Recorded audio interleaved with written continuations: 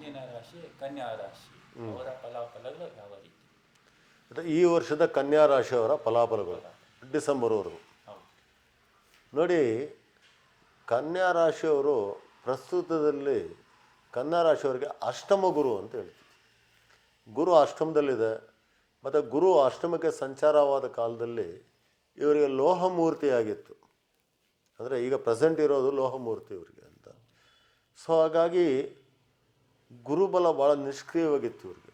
ಗುರುಬಲನೇ ಇಲ್ಲ ಅಂತ ಹೇಳ್ಬೋದು. ಅಷ್ಟಮದಲ್ಲಿ ಗುರುವಿನ ಜೊತೆ ರಾಹು ಬೇರೆ ಸ್ಥಿತಾಗಿದ್ರು ಇಷ್ಟು ದಿವಸ. ಅಂದರೆ ನವಂಬರ್ 28ನೇ ತಾರೀಕುವರೆಗೂ ಗುರು ಚಾಂಡಾಲ ಯೋಗದಲ್ಲಿ ಕೂತಿತ್ತು. ಇವ್ರಿಗೆ ಏನಾಗೋಗಿರುತ್ತೆ ಪಾಪ ಕನ್ಯಾ ರಾಶಿಯವರಿಗೆ, ಚತುರ್ಥಪತಿಯಾದಂಥ ಗುರು, ಸಪ್ತಮಾಧಿಪತಿಯಾದಂಥ ಗುರು. ಚತುರ್ಥ ಅಂದರೆ ಅವ್ರ ಪಾಪ ಭೂಮಿ ವಿಚಾರ ಆಗ್ಬೋದು, ಅಥವಾ ಅವ್ರ ಮನೆಗಳ ವಿಚಾರ ಆಗ್ಬೋದು, ವಾಹನ ಆಗ್ಬೋದು, ಅಥವಾ ಸುಖಸ್ಥಾನ ಅಂತ ಹೇಳ್ತೀವಿ ಈ ವಿಚಾರಗಳಲ್ಲಿ. ಮತ್ತು ಸಪ್ತಮ ಭಾವ ಈ ಪಾರ್ಟ್ನರ್ಶಿಪ್ಗಳಲ್ಲಾಗ್ಬೋದು, ಅಥವಾ ಎಲ್ಲಾದರೂ ಇವರು ಬಂಡವಾಳ ಹಣ ಹೂಡಿಕೆ ಮಾಡಿದರೆ ಅಂಥ ಒಂದು ಇದಕ್ಕಾಗಿರ್ಬೋದು. ಭಾಳಷ್ಟು ಕಷ್ಟ ನಷ್ಟಗಳನ್ನ ಅನುಭವಿಸ್ತಾ ಇರ್ತಕ್ಕಂಥ ಒಂದು ಕಾಲ. ಆದರೆ ರಾಹು 28ಕ್ಕೆ ಸಪ್ತಮಕ್ಕೆ ಬಂದುಬಿಡ್ತಾರೆ ಇವ್ರಿಗೆ. ಗುರುವಿಂದ ಬೇರ್ಪಡ್ತಾರೆ. ಗುರು ಚಾಂಡಾಲದಿಂದ ಮುಕ್ತಿ ಪಡಿತಾರಾಗಲಿ, ಗುರು ಮಾತ್ರ ಅಷ್ಟಮದಲ್ಲೇ ಸ್ಥಿತ ಇರೋದ್ರಿಂದ ಗುರುವಿನ ಫಲ ಅಷ್ಟಾಗಿ ಇವರಿಗೆ ಯೋಗಿಸೋದಿಲ್ಲ. ಇವರಿಗೆ ಭೂಮಿಗಳಿಂದ ನಷ್ಟ ಆಗೋದು, ಮತ್ತು ಪಾರ್ಟ್ನರ್ಶಿಪ್ಪಲ್ಲಿ ಏನಾದರೂ ಹೂಡಿಕೆ ಮಾಡಿದರೆ ಸ್ವಲ್ಪ ನಷ್ಟ ಆಗ್ತಕ್ಕಂಥದ್ದು, ಸ್ವಲ್ಪ ಮಂದಗತಿ ಅಂತ ಹೇಳ್ಬೋದು. ಈ ಥರದ್ದೆಲ್ಲ ಸ್ವಲ್ಪ ಒಂದು ಪ್ರಯೋಜನಗಳು ಇವರಿಗೆ ದಕ್ಕೋದಿಲ್ಲ. ಆದರೆ ಒಂದು ಏನಪ್ಪ ಸಂತೋಷಿಸುತ್ತೆ ಅಂತಂದರೆ, ಈ ರಾಶಿಯವರಿಗೆ ಪೂರ್ವ ಪುಣ್ಯಾಧಿಪತಿಯಾದ ಶನಿ ಷಷ್ಠದಲ್ಲಿ ಕೂತಿರೋದ್ರಿಂದ ಶನಿ ಬಲ ಇದೆ ನೋಡಿ ವೀಕ್ಷಕರೇ. ಇಲ್ಲ ಶನಿ ಬಲ ಆದರೂ ಇರಬೇಕು, ಇಲ್ಲ ಗುರುಬಲ ಆದರೂ ಇರಬೇಕು. ಎರಡೂ ಇಲ್ಲದೇದಾಗಲೇ ಭಾರಿ ಸಂಕಷ್ಟ ಅನ್ಬೋದು. ಹಾಗಾಗಿ ಅಷ್ಟು ಎದುರ್ಕೊಳ್ಳೋಂಥ ಅಗತ್ಯ ಇಲ್ಲ. ಅಷ್ಟಮದಲ್ಲಿ ಗುರು ಇದ್ದರೂ ಕೂಡ ಗುರುಬಲ ಇಲ್ಲದೇ ಇದ್ದರೂ ಸಹ ಶನಿ ಬಲ ಇರೋದ್ರಿಂದ ಒಂದು ರೀತಿ ನೀವು ಸರ್ವೈವ್ ಆಗ್ತೀರಾ ಅಥವಾ ಎದ್ದು ಬರ್ತೀರಾ ಅಂತ. ಏನೋ ಒಂದು ಸಣ್ಣ ಮಟ್ಟಿನ ಅಡಚಣೆಗಳಾಗ್ಬೋದು. ಒಂದು ಆಸ್ತಿ ವಿಚಾರ ಆಗ್ಬೋದು, ಅಥವಾ ಒಂದು ಸುಖಸ್ಥಾನದ ವಿಚಾರ ಆಗ್ಬೋದು, ಅಥವಾ ಏನೋ ಹೂಡಿಕೆ ಮಾಡಿರ್ತಕ್ಕಂಥದ್ದು ಸ್ವಲ್ಪ ಮಂದಗತಿ ಆಗ್ಬೋದಾಗಲಿ. ವಾರ್ಡಲ್ಲಿರ್ತೀರ ಅಷ್ಟೇ. ತೀರಾ ಏನದು ತುರ್ತು ಘಟಕದಲ್ಲಿಲ್ಲ ಅಂತ. ಆ ರೀತಿ ಒಂದು ಫಲಗಳು ಈ ರಾಶಿಯವ್ರಿಗೆ ಹೇಳ್ಬೋದು. ಬಟ್ ಏನಂದರೆ ಈ ರಾಶಿಯವ್ರು ಏನು ನಿರೀಕ್ಷೆ ಮಾಡ್ಬೋದಪ್ಪ ಅಂತ ಕೇಳಿದರೆ, ಇದೇ ವರ್ಷ ಮೇ ತಿಂಗಳು 1ನೇ ತಾರೀಕು ನಂತರ ಗುರು ಭಾಗ್ಯಸ್ಥಾನಕ್ಕೆ ಸಂಚಾರ ಮಾಡ್ತಾರೆ. ನಿಮ್ಮ ರಾಶಿಗೆ 9ನೇ ಮನೆಗೆ ಗುರು ಸಂಚಾರ ಮಾಡೋದ್ರಿಂದ ಈ ಸಲ ನಿಮಗೆ ರಜತ ಮೂರ್ತಿಯಾಗಿರೋದ್ರಿಂದ ಒಂದು 50% ಫಲ, ಅಂದರೆ ಗುರುವಿನ ಉತ್ತಮ ಫಲಗಳನ್ನ ನೀವು ನೋಡ್ತೀರ. ಅಂದರೆ ನಿಮಗೆ ಡಬಲ್ ಬೊನಾನ್ಸಾ ಅಂತ, ಬೆನಿಫಿಟ್ ಅಂತ. ಒಂದು ಕಡೆ ಶನಿ ಬಲನೂ ಇದೆ, ಮತ್ತೊಂದು ಕಡೆ ಗುರುಬಲನೂ ಬಂತು. ಇಷ್ಟು ದಿವಸ ಪಡ್ತಾ ಇರ್ತಕ್ಕಂಥ ಕಷ್ಟಗಳು ಒಂದೇ ಸಲ ನಿಮ್ಗೆ ನಿವಾರಣೆ ಆಗ್ತಕ್ಕಂಥ ಒಂದು ಯೋಗವಾದ ಕಾಲ ಮೇ 1ನೇ ತಾರೀಕು ನಂತರ ಅಂತ ಹೇಳ್ಬೋದು.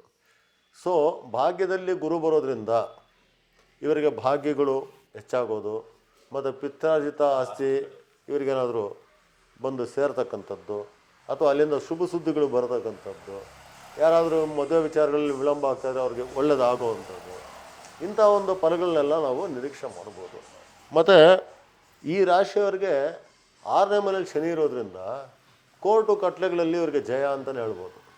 ಯಾವುದಾದ್ರು ಕೋರ್ಟ್ ವ್ಯವಹಾರಗಳಿದ್ದರೆ, ಶನಿ ಅಂದರೆ ನ್ಯಾಯಾಧೀಶ ಅಂತ, ಕೋರ್ಟು ಕಟ್ಟೆಗಳಲ್ಲಿ ಏನಾದರೂ ಶತ್ರುವಿಂದ ವಿಮುಕ್ತಿ, ಶತ್ರು ಬಾಧೆ ಏನಾದರೂ ಇದ್ದರೆ ಅದರಿಂದ ವಿಮುಕ್ತಿ ಪಡೆಯೋದು, ಕೋರ್ಟ್ ವ್ಯವಹಾರಗಳಿದ್ದರೆ ಅದರಿಂದ ಸ್ವಲ್ಪ ವಿಮುಕ್ತಿ ಆಗೋದು, ಇಂಥ ಒಂದು ಒಳ್ಳೆಯ ಉತ್ತಮ ಫಲಗಳನ್ನ ಇವರು ನಿರೀಕ್ಷೆ ಮಾಡ್ಬೋದಾಗಿದೆ.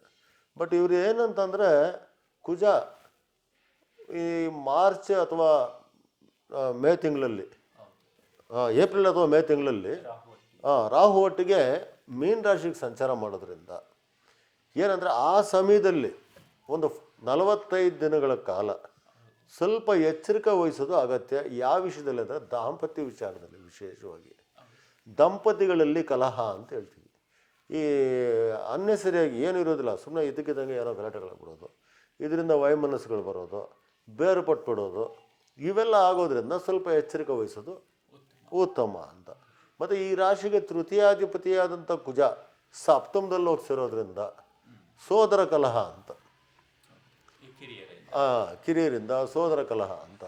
ಹೀಗಾಗಿ ಸ್ವಲ್ಪ ಇದ್ರ ಬಗ್ಗೆ ಕೂಡ ಸ್ವಲ್ಪ ಗಮನ ವಹಿಸ್ಕೊಳ್ಳೋದು ಉತ್ತಮ ಅಂತ ಈ ರಾಶಿಯವ್ರಿಗೆ ಹೇಳ್ಬೋದು. ವೃತ್ತಿ ಜೀವನ ಎಲ್ಲ ಯಾವ ರೀತಿ ಇದೆ? ವೃತ್ತಿ ಜೀವನ ಬಂದ್ಬಿಟ್ಟು ಇವರಿಗೆ ಮೇ ತಿಂಗಳ ನಂತರ ಜೂನ್ ಮಧ್ಯಭಾಗದಲ್ಲಿ ಇವ್ರಿಗೇನಾಗುತ್ತೆ, ರವಿ 10ನೇ ಮನೆಯಲ್ಲಿ ಸಂಚಾರ ಮಾಡ್ತಾರೆ ಇವ್ರಿಗೆ. ಅಂದರೆ ಮಿಥುನದಲ್ಲಿ ರವಿ ಸಂಚಾರ ಆಗ್ತಾ ಇರುತ್ತೆ ಮೇಯಿಂದ ಜೂನ್ವರೆಗೂ. ಆ ಸಮಯದಲ್ಲಿ ವೃತ್ತಿ ಚೆನ್ನಾಗಿರುತ್ತೆ ಅಂತ ಹೇಳ್ಬೋದು. ಇನ್ನೊಂದು ಏನಂತಂದರೆ, ಈ ರಾಶ್ಯಾಧಿಪತಿ ಮತ್ತು ದಶಮಾಧಿಪತಿ ಬುಧನೇ ಆಗಿದ್ದು, ಈ ದಶಮಕ್ಕೆ ಭಾಗ್ಯಸ್ಥಾನದಲ್ಲಿ ಶನಿ ಇರುವುದರಿಂದ, ಹೌಸ್ ಆಫ್ ಸರ್ವಿಸಲ್ಲಿ ಶನಿ ಇರೋದರಿಂದ ಇವ್ರಿಗೆ ವೃತ್ತಿಯಲ್ಲಿ ಉತ್ತಮ ಫಲಗಳನ್ನ ಹೇಳ್ಬೇಕಾಗತ್ತೆ. ಇವ್ರಿಗೆ ವೃತ್ತಿ ವಿಚಾರದಲ್ಲಿ ಇವ್ರಿಗೆ ಒಳ್ಳೆ ಫಲಗಳು, ಒಳ್ಳೆ ಅನುಕೂಲಗಳೇ ಸಿಗುತ್ತೆ. ಇವರಿಗೆ ಅನಾನುಕೂಲ ಅಂತೂ ಆಗೋದಿಲ್ಲ. ವಿಶೇಷ ಅನುಕೂಲಗಳು ಯಾವಾಗ ಅಂತಂದರೆ ಆ ಕಾಲಘಟ್ಟದಲ್ಲಿ ಅಂತ ಹೇಳ್ಬೋದು.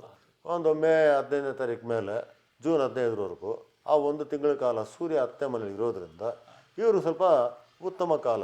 ಬುಧ ಮತ್ತು ರವಿ ಮಿತ್ರರಾಗಿರೋದ್ರಿಂದ 10ನೇ ಮನೆಯಲ್ಲಿ ಸೂರ್ಯಚಾರ ಆಗೋದ್ರಿಂದ ಇವರಿಗೆ ವೃತ್ತಿಯಲ್ಲಿ ಸ್ವಲ್ಪ ಯೋಗಿಸ್ತಾನೆ ಅಂತಲೇ ಹೇಳ್ಬೋದು ಈ ರಾಶಿಯವರಿಗೆ. ಮತ್ತು ಇದನ್ನು ಹೊರತುಪಡಿಸಿ ಕನ್ಯಾ ರಾಶಿಯವರಿಗೆ ಗುರುವಿಂದಾಯಿತು, ಶನಿದು ಕೂಡ ಈ ಸಲ ತುಂಬ ಚೆನ್ನಾಗಿದೆ.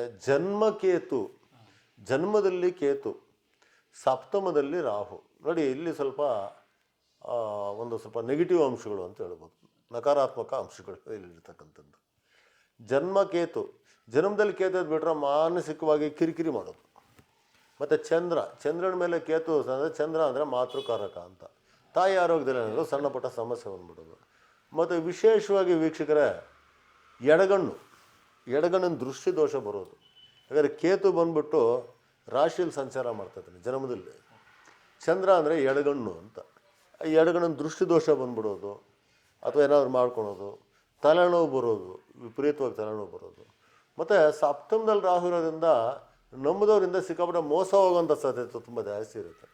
ಹಾಗಾಗಿ ಯಾರನ್ನಾದ್ರೂ ನಂಬೇಕಾದ್ರೆ ಒಂದು 4 ಸಲ ಯೋಚನೆ ಮಾಡಿ. ಯಾರನ್ನಾದ್ರೂ ನಂಬಿ ನಾವೇನಾದರೂ ಹೂಡಿಕೆ ಮಾಡೋದು ಅಥವಾ ಅವ್ರು ನಂಬಿ ಬ್ಲೈಂಡಾಗಿ ಹೋಗೋದು ಬೇಡ.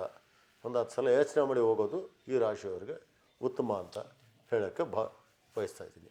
ಒಟ್ಟಾರೆಯಾಗಿ ಈ ಕನ್ಯಾ ರಾಶಿಯವರಿಗೆ ಈ ವರ್ಷ ಸಾಧಾರಣವಾಗಿ ಉತ್ತಮ ಫಲಗಳನ್ನ ನಿರೀಕ್ಷೆ ಮಾಡ್ಬೋದು. ಭಾಳ ಉತ್ತಮವಾಗಿದೆ ಅಂತ ಹೇಳ್ಬೋದು.